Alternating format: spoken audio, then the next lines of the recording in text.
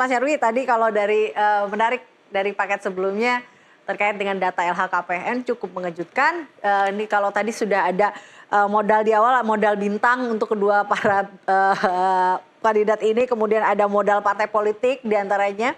Kemudian satu lagi tadi kita lihat juga ada modal mungkin basis militan, dan yang terakhir modal ini, modal setiap orang, modal harta masing-masing. Mampu Anda melihat apakah ini juga bisa nggak sih menarik?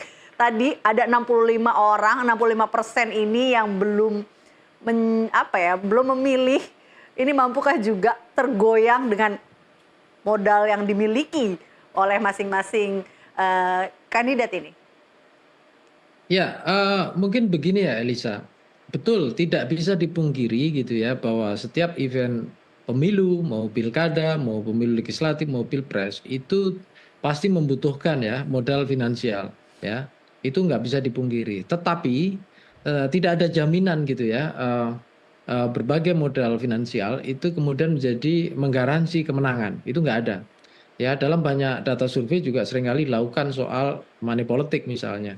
Iya, banyak misalnya mengindikasikan dari misalnya yang mereka menerima itu paling hanya sekitar maksimal 20-an% saja, yang kemudian dia akan menerima dan memilih gitu ya. Yang lebih dari itu saya kira adalah persuasi, pendekatan, dan mobilisasi di situ.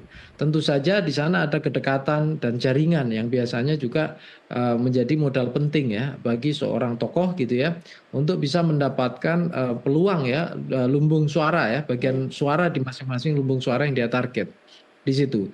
Jadi dan itu untuk pilkada Jawa Tengah juga kita lihat ya dalam beberapa pilkada sebelumnya gitu. Kalau kita lihat kan misalnya pemenangnya Mas Ganjar ya, periode pertama maupun kedua.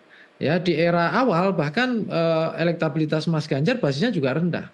Kalau misalnya Mas Ganjar itu dilihat cek harta LHKPN-nya, kita tahu juga tidak terlalu tinggi-tinggi amat kan gitu.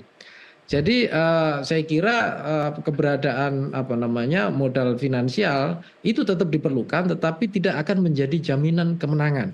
Ya. Apalagi lagi variabel kedua berikutnya yang penting, sebagaimana kita lihat ya dinamika dalam pemilih di Jawa Tengah, proporsi pemilih yang ideologis itu cukup besar ya ke masing-masing preferensi baik ke partai maupun tokoh-tokohnya. Itu ada ikatan-ikatan preferensi ideologis ya, entah karena terkait dengan figur, patron klien ya, model, role model misalnya begitu ya. Itu saya kira juga menjadi poin penting ya. Termasuk misalnya figur-figur yang dianggap prestasinya bagus, karirnya bagus seperti itu. Nah, itu juga saya kira menjadi poin-poin yang bisa gitu menjadi daya tarik ya masing-masing kandidat itu. Itu kira-kira. Oke, baik.